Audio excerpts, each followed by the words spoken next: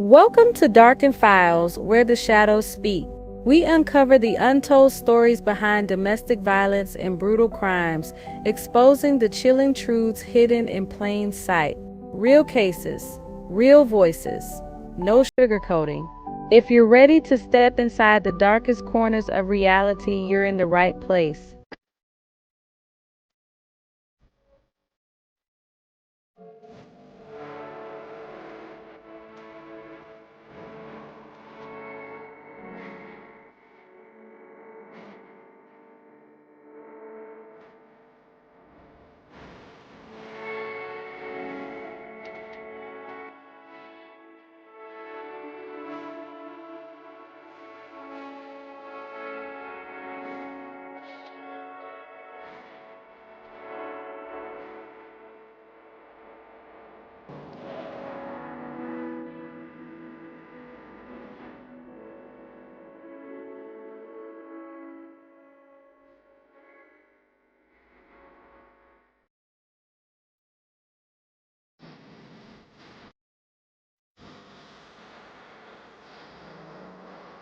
People from across the city came together today for the funeral of Kada Scott.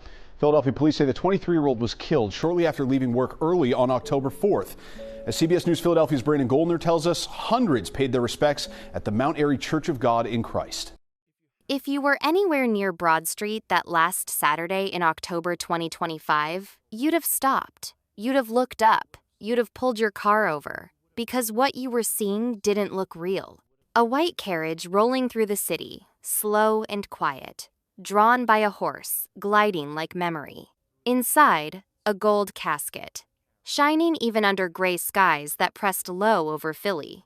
Both sides of the street were full, pink everywhere. Women in pink dresses, men in pink ties, little girls with pink balloons that trembled in their hands, some crying, some clutching flowers, most just holding on to one another. Here's the thing, most of them never even met her, never heard her laugh, never saw her face up close, but they came anyway, because her name meant something. Kada Scott, 23 years old. And her death tore through every comfort we tell ourselves about safety, about justice, about systems that promise to protect Black women. We were here when Kada first went missing. We were here when they found her. But this is different. This is the homegoing. This is the reckoning. The moment a city had to look itself in the mirror and see what it let happen. Don't forget to subscribe, because tonight, we shining the last light on the Kada Scott story. Let me tell you who she was. Not the hashtags, not the headlines, not the sound bites. The real Kada, the woman who breathed, who built, who moved through this world with her own vision and her own two hands. Kada Yanda Scott wasn't a name on a flyer, wasn't a face on the 6 o'clock news. She was movement in a room. She was purpose with direction. She was grind with a plan. Penn State graduate, 4 long years of study, sacrifice, late nights, and deadlines. Then that walk across the stage, that diploma in her hand, that smile that said, "I did it." And when she came home, the world was waiting. When Kada walked in, people felt her. Not because she demanded attention, because she had it, that light. That spark you can't teach or fake, born with it, carried it everywhere. Kada loved fashion, but don't get it twisted. It wasn't vanity. It was vision. She flipped her mama's basement into a pop-up beauty spa, booked clients, built a following, made it real. She entered pageants not for crowns, for opportunity, for voice, for platform, for network. She launched a podcast, told her story, shared her grind. Before 24, she was building a brand. Every move was thought out. Every step had purpose. She wasn't drifting. She was designing a life. And pink? Pink was her mark, her signal, her energy. If Kada was around, pink was somewhere close. Her outfit, her nails, her aura. Pink, her declaration, her signature, her vibe. But there's one story that says it all. June 2025. The Odunde Festival in Philly. Thousands in the streets, music jumping, vendors yelling, laughter in the air. And right there, the mayor of Philadelphia, Sherelle Parker. smiling, shaking hands, posing for pictures. Then here comes Kada. No hesitation. No, should I? She steps right up, sash across her shoulder, eyes bright, back straight, like she belonged because she did. Introduced herself. Clear, confident, direct. Then she told Mayor Parker about her pageant, her goals, her dream to serve this city. And here's the part that matters. She asked if there were any opportunities she could get connected to. Now, the mayor talked about this later. She said people do that all the time. They walk up, talk big, take a card, make promises, then disappear. Life gets busy. The spark dies. The moment fades. But not Kada. The festival was Saturday. By Monday before 5 p.m., she had already called, left a message, said the mayor told her to reach out, and she was ready to work. We heard from Kada Scott on Monday before 5, the mayor said. That right there tells you everything. She was raised with intention, with purpose, with a village that taught her to mean what she said, to follow through, to show up even when the path ain't clear. Kada didn't wait for doors to open. She knocked. And when they cracked even a little, she walked in. She worked nights at an assisted living home in Chestnut Hill. Wasn't the dream. Wasn't fancy. But it was steady. Paid the bills. Kada knew something a lot of folks her age still learning: you build your dream while you hold down your grind. She worked those nights caring for elders. Showed up on time. Handled her job. Then, in daylight, she was building fashion, podcast, service, brand, all of it in motion. She had her village, her mama Kim, her daddy Kevin, her sister Kenzie, and that circle of Penn State aunties women who'd gone to school with her mama decades back. They'd watched Kada grow, guided her from freshman jitters to graduation glory. Not just mentors, family. They lifted her, loved her, poured into her. That was her base. That was her root. That was the love that made her who she was. The 4th of October, 2025. Same facility. Same shift. Nothing seemed off. By sunrise, she was gone. Her family felt it in their bones. This wasn't her. She didn't just vanish. Didn't go quiet. Didn't stop reaching out. Something was wrong. They called it in before the sun was fully up. And for 2 long weeks, Philly held its breath. Strangers printed flyers, posted her face online, hung pictures on poles, in shop windows, at bus stops. They searched alleys, parks, empty buildings. They knocked on doors. They asked. They prayed. They hoped. They waited. Then came October 18th. The search ended. Behind an abandoned middle school, police found a shallow grave. Kada's body was there, left in the dirt. Left like she didn't matter, like she was nothing. It was ruled a homicide. The 26th of October 2025, Mount Airy Church overflowed.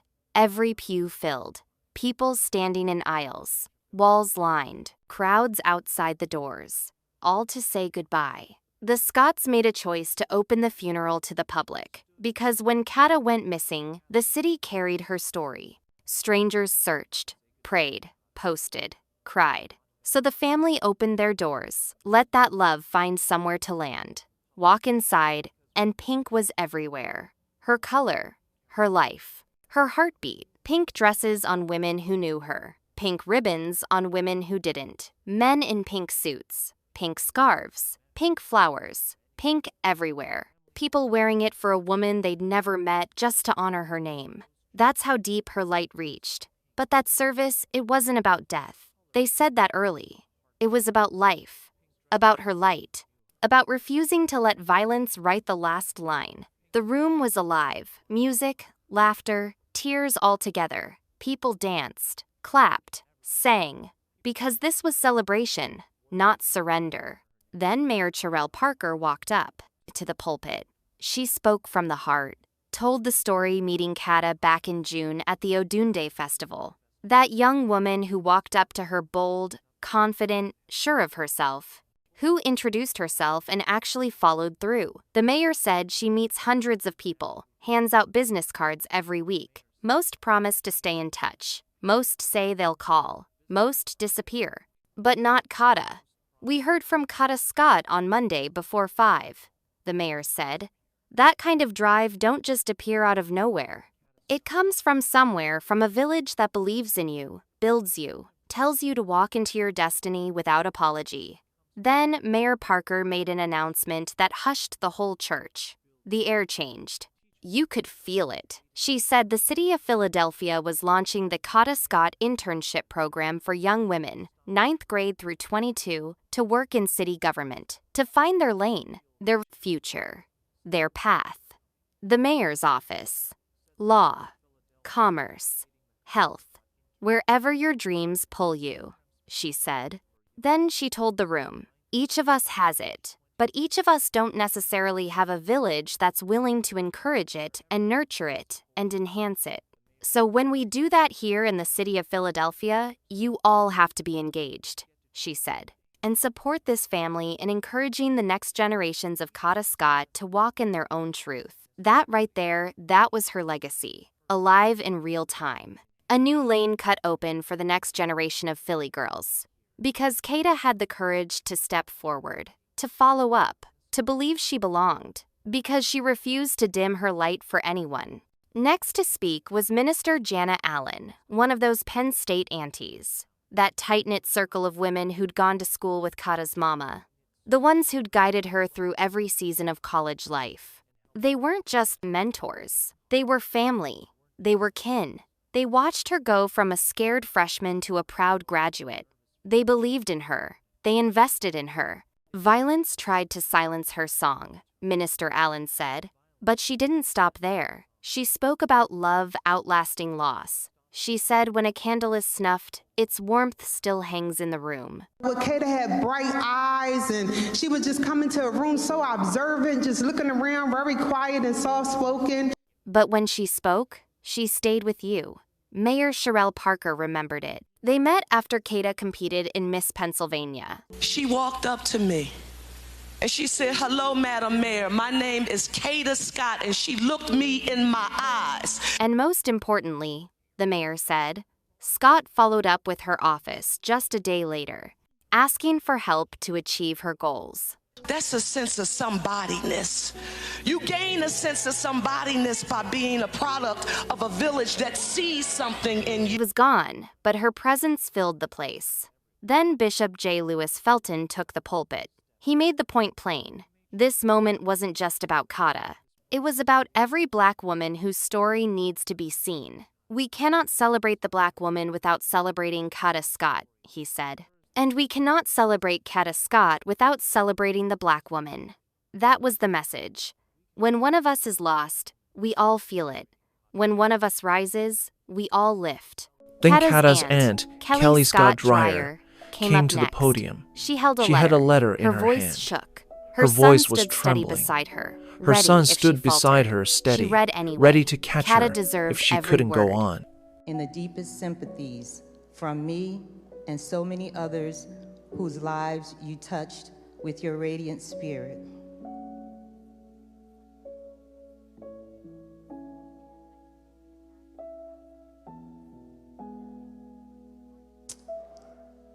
Losing a niece, a bright, irreplaceable light like yours, feels like the world has dimmed in colors, and I can only imagine the vast emptiness.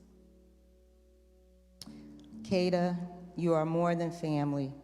You are a force of elegance and ambition, a young woman who wove dreams into reality with the grace of a true visionary.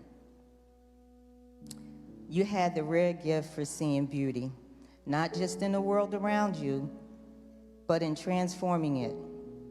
A touch of lipstick that could rewrite a story. Not a dry eye in the house. Grief and love and rage hung in the air together. The hurt felt like weather that wouldn't pass. When the service closed, Kada's gold casket went out the doors. The same white horse-drawn carriage waited at the curb. The same carriage that stopped traffic. The same carriage that made people pull over and watch. The crowd moved into the street. Sidewalks were lined. Most wore pink. Some were family. Most were strangers. All were united for a moment. They cried. They prayed. They showed up. This is what community looks like. This is what it means when a life matters. When a story is strong enough to stop you in your tracks and remind you it could have been any of us. The carriage crept down the road toward Cheltenham Hill Cemetery. Hooves hit pavement like a slow heartbeat. A rhythm of grief rolled through the blocks. Neighbors stepped to their doorways, drawn to the sight. Many didn't know the Scotts. Many had never met Kada. They still stood and watched in silence as the procession passed. Across the street, Miriam Duggins stood in pink. Tears ran down her face. The minister read scripture. In this season, the scripture reminds us in Psalm 34:18 that the Lord is close to the brokenhearted and saves those who are crushed in spirit.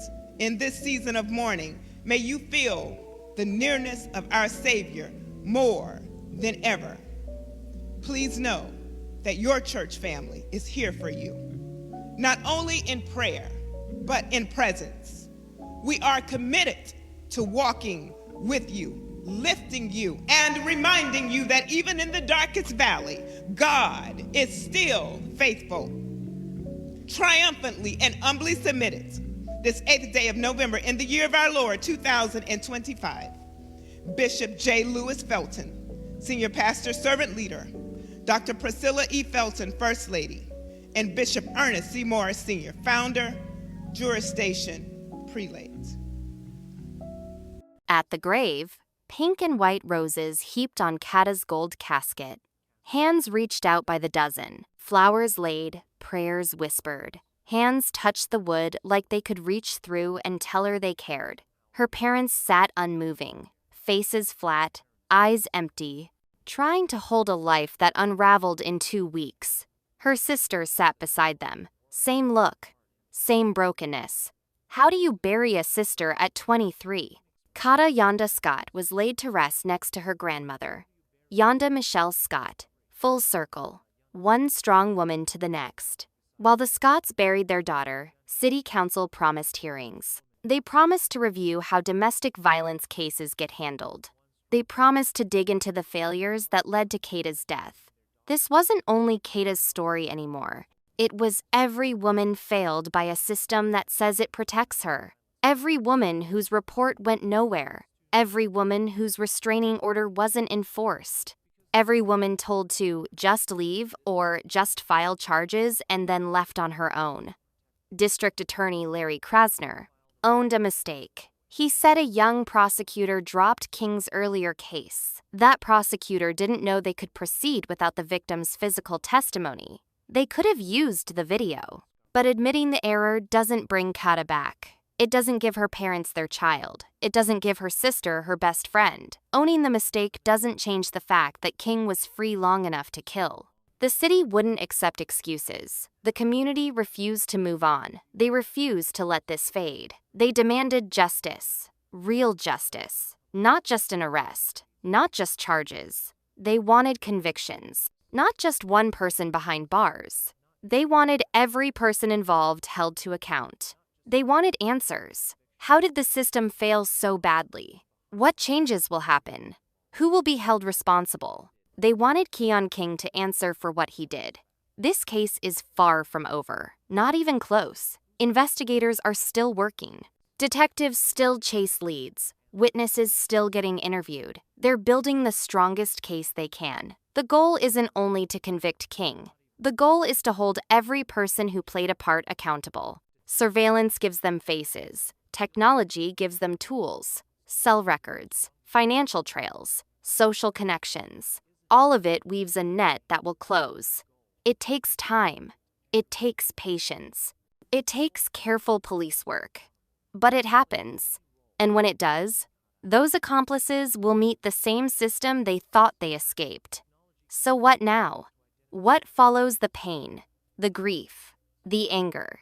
What follows the outrage at a system that failed so badly? A GoFundMe for Kada's funeral raised over $23,000. $23,000 from strangers? People who never met her gave money because her story reached them. They wanted to help the only way they could. They refused to let her family carry everything alone. The family could have kept it all. Used it for therapy, used it for bills, used it for time off to grieve. No one would have blamed them. But they didn't keep it all. They gave part away. They donated to the Black and Missing Foundation, an org that helps families still searching.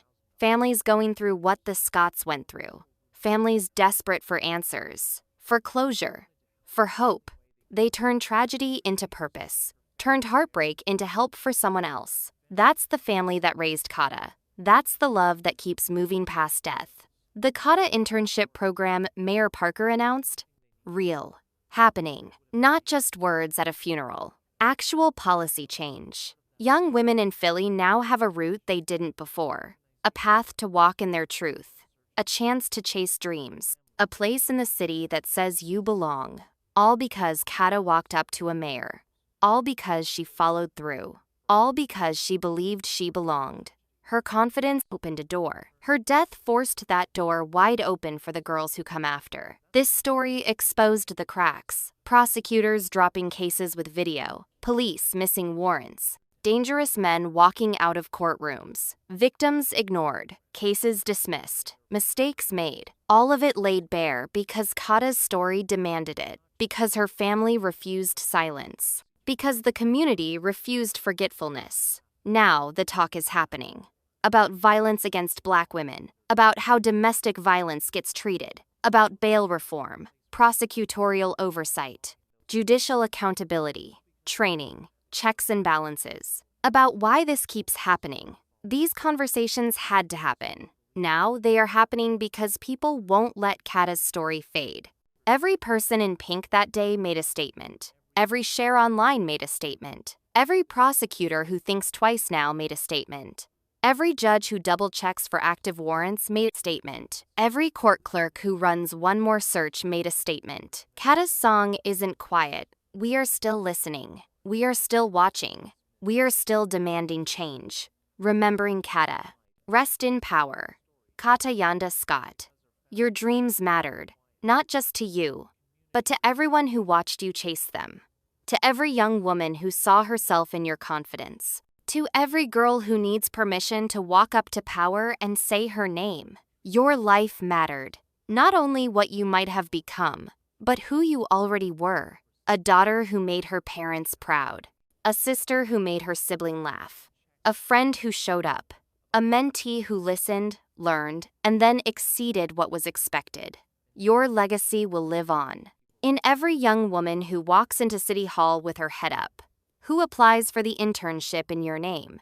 Who gets the shot you helped open? In every family that gets help because your family gave. In every person found because resources existed they otherwise wouldn't have. In every conversation about protecting Black women that springs up because your name was kept alive. Because your story got told. Because people refuse to let you become another statistic. 23 years old, Penn State grad, entrepreneur, dreamer, daughter, sister, niece. A bright light gone too soon. But that light keeps shining. Through the lives she touched, through every person who wore pink, through every stranger who searched, through every change her story sparked in the system that failed her. We see you, Kada. We remember you. We demand justice. Not just for you, for every woman like you. Every woman who trusted the system and found it lacking. Every woman who filed a report and saw nothing happen. Every woman told she'd be safe and then wasn't. We are not letting this go. We are not moving on. We are not accepting excuses. Your story matters. Your life matters. Your legacy matters. And we will make sure the system that failed you never forgets your name.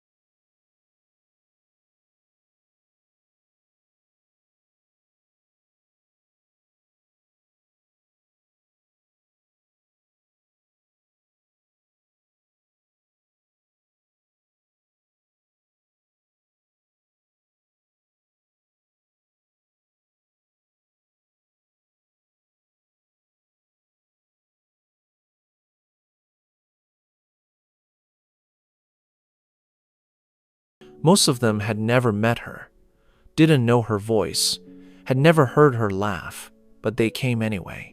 Her name was Kada Scott. She was 23 years old, and her death ripped open every lie we tell ourselves about protection, about justice, about the systems we trust to keep women safe. You already know where you're at. This is Grave Kisses TV. Tonight, we're breaking down the final chapter. Something we covered wrong. This case when Kada reported her missing. We covered it when they found her. But this is different. This is the homegoing. This is the reckoning. This is the moment a city had to face what it let happen. Don't forget to subscribe, because tonight we're shining the final light on the Kada Scott story. Let me tell you who Kada was, not who the news said she was, not the headlines or the hashtags or the visuals. Let me tell you who this woman actually was when she was alive. When she was walking through this world with plans and dreams and a future she was building with her own two hands.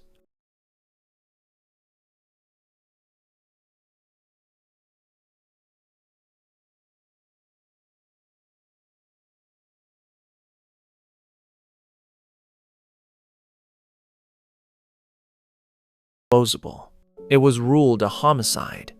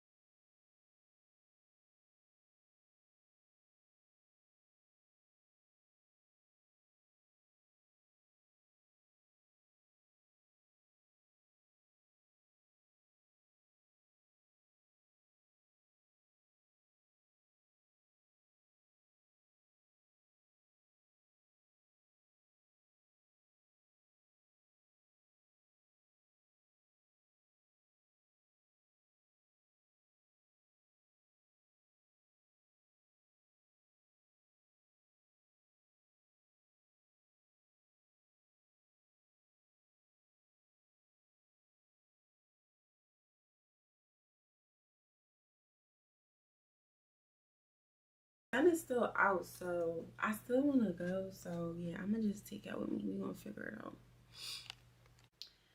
Okay guys, so I decided I'm just gonna walk downtown. Downtown walking is about 10 minutes.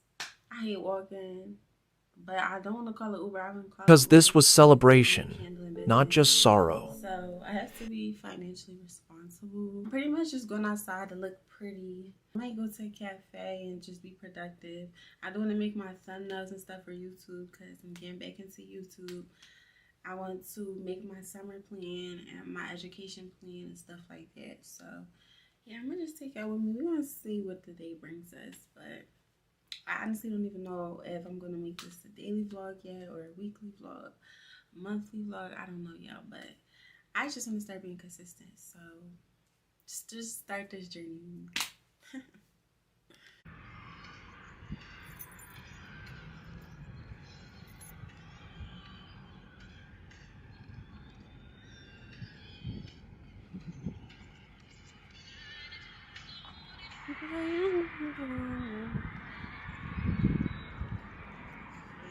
Roddy, what's up? We about to go to the club. No, but we about to go to the club soon. This is my outfit of the day. Cute little bow bag, wet t-shirt, black shorts, black heels, jewelry. You already know, bust down ring, French tip on the nose, and necklaces, yeah. And right now we about to we already drunk a little bit. But now we about to leave, honestly, about to go to the club, so yeah. I'm gonna see y'all later. That ain't how it goes.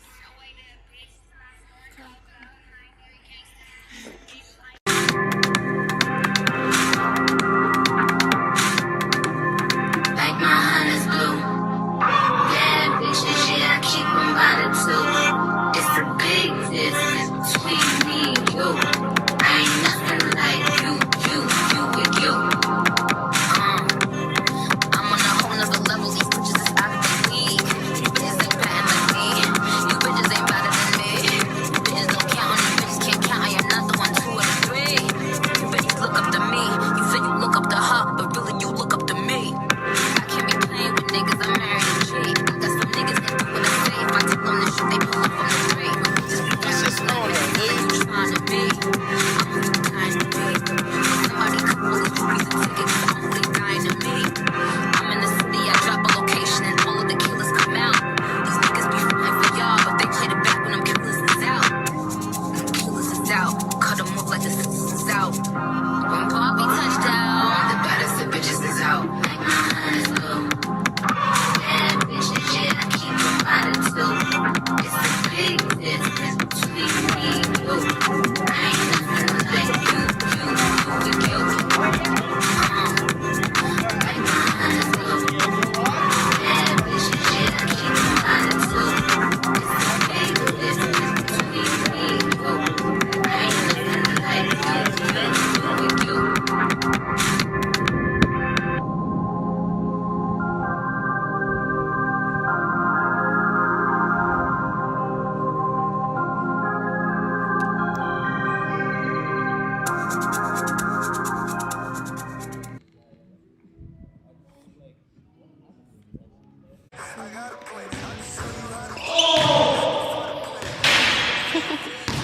Today I decided to do a picnic.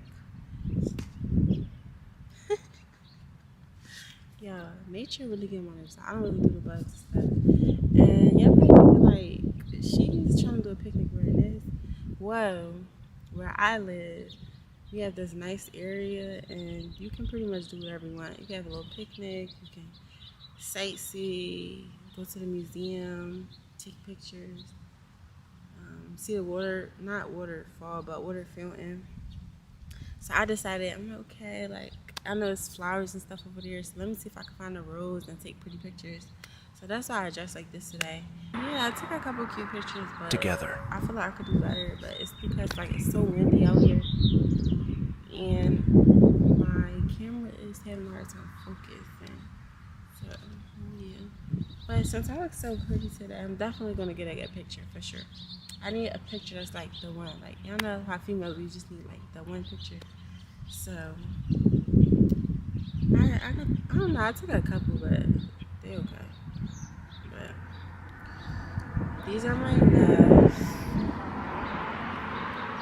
Rainbow French tip. Yeah, today's gonna be like a little vlog. I'm gonna just take y'all with me today. So, a typical day when it looks nice. I want to have a little picnic, read, eat food, watch Sex in the City, Gossip Girl.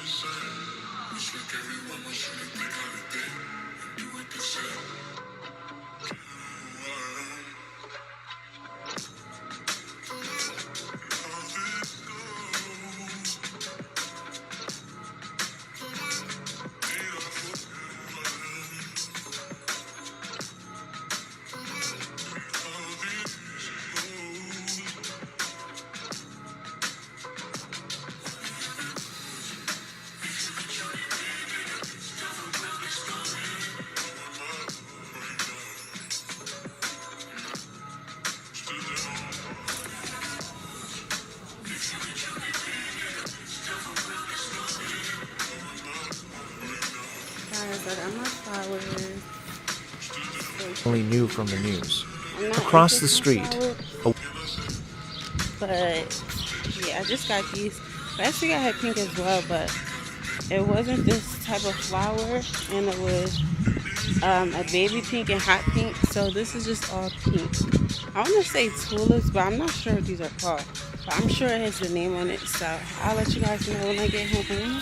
And the lady, she came up to me at market. She was like, "You look so pretty." I was like, "Thank you."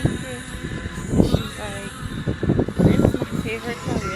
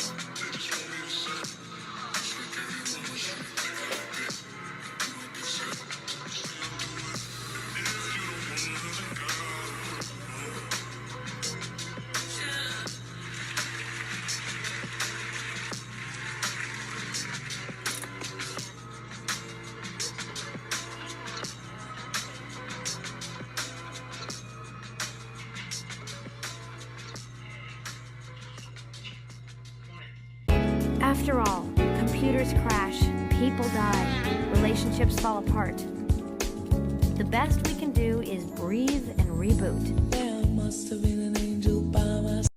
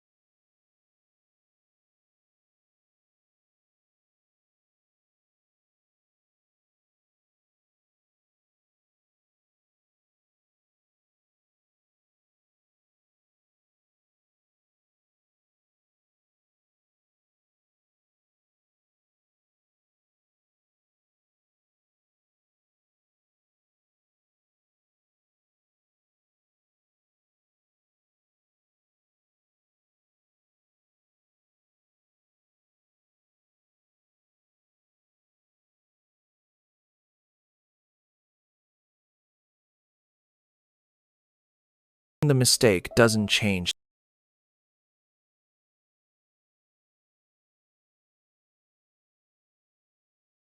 Best friend.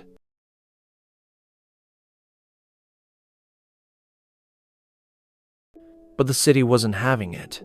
The community refused to accept excuses, refused to just move on, refused to let this become another case that fades from the headlines. They demanded justice, real justice. Not just an arrest, but accountability. Not just charges, but convictions. Not just one person behind bars, but everyone involved. They demanded answers. How did the system fail this badly? What changes are being made? Who's being held accountable for the mistakes? They wanted Keon King to answer for every single thing he did. This case? It's far from over. Not even close. The investigation continues. Detectives still working leads, still interviewing witnesses, still building the strongest possible case. Because the goal isn't just to convict King. The goal is to convict everyone involved. To hold every single person accountable who played any role in taking Kada's life. The surveillance footage gives them faces. Technology gives them tools to identify those faces. Cell phone records, financial records, social connections. All of it builds a web that eventually closes in. It takes time. It takes patience. It takes methodical police work. But it happens. And when it does, those accomplices will face the same system they thought they'd escaped. So what now? What comes after all this pain, all this grief, all this anger, all this rage at a system that failed so catastrophically? The GoFundMe set up to cover Kada's funeral expenses raised over $23,000. $23,000 from strangers. From people who never met her but felt her story. Who wanted to help in the only way they could. Who refused to let her family bear this burden alone. The family could have kept every penny, used it for therapy, for bills, for time off work to grieve, for anything they needed. Nobody would have blamed them, but they didn't keep it all.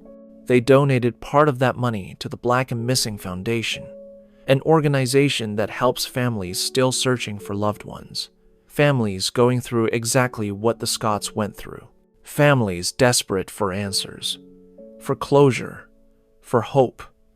They turned tragedy into purpose, turned heartbreak into hope for someone else. That's the kind of family that raised Kada Scott. That's the kind of love that keeps going long after death. The Kada Scott internship program that Mayor Parker announced, that's real. That's happening. That's not just words at a funeral, but actual policy change. Young women in Philadelphia now have a path forward they didn't have before. A path to walk in their truth, to chase their dreams, to know the city has a place for them, to believe they belong in those spaces. All because Kada had the courage to walk up to a mayor. All because she followed through. All because she believed she belonged. Her confidence opened a door. Her death kicked that door wide open for every young woman who comes after her. This story exposed the cracks in the system. Prosecutors dropping charges even when they have video evidence. Police missing active warrants. Dangerous men walking out of courtrooms. Victims ignored. Cases dismissed. Mistakes made. All of it came to light because Kada's story demanded it. Because her family refused to stay quiet. Because the community refused to let her be forgotten. And now? Now the conversations are happening about violence against Black women, about how the justice system treats domestic violence, about bail reform, about prosecutorial oversight, about judicial accountability, about training, about checks and balances, about why this keeps happening. Those conversations needed to happen, and now they're happening because people refuse to let Kada's story fade into the background. Every person at that funeral wearing pink made a statement. Every person who shared her story online made a statement. Every prosecutor who now thinks twice before dropping a case with video evidence made a statement. Every judge who double-checks for active warrants made a statement. Every clerk who runs one more search before letting someone walk out of court made a statement. Kada's song isn't silenced. We're still listening. We're still watching. We're still demanding change. Remembering Kada rest in power. Kada Yanda Scott. Your dreams mattered. Not just to you, but to everyone who watched you chase them. To every young woman who saw herself in your confidence. To every girl who needs to know she can walk up to power and introduce herself without apology. Your life mattered. Not just the potential of what you could have become, but who you already were. The daughter who made her parents proud. The sister who made her sibling laugh. The friend who showed up. The mentee who listened and learned and then exceeded expectations.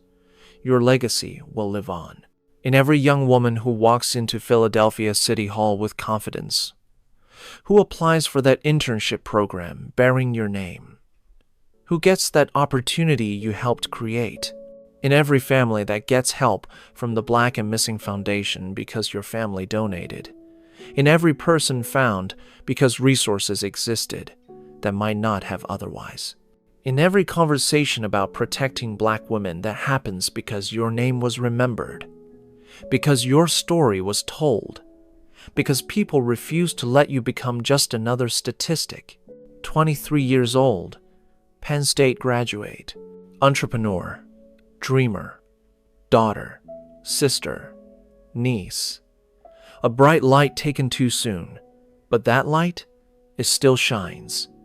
Through every life you touched, through every person who wore pink to your funeral, through every stranger who searched for you when you were missing, through every change your story sparked in a system that failed you. We see you, Kada. We remember you. We're demanding justice. Not just for you, but for every woman like you. Every woman who trusted the system to protect her and discovered it couldn't. Every woman who filed a report that went nowhere. Every woman told she'd be safe and then wasn't. We're not letting this go. We're not moving on. We're not accepting excuses. Your story matters. Your life matters. Your legacy matters. And we're going to make sure the system that failed you never forgets your name. Hit subscribe for more stories like this. Because these stories matter.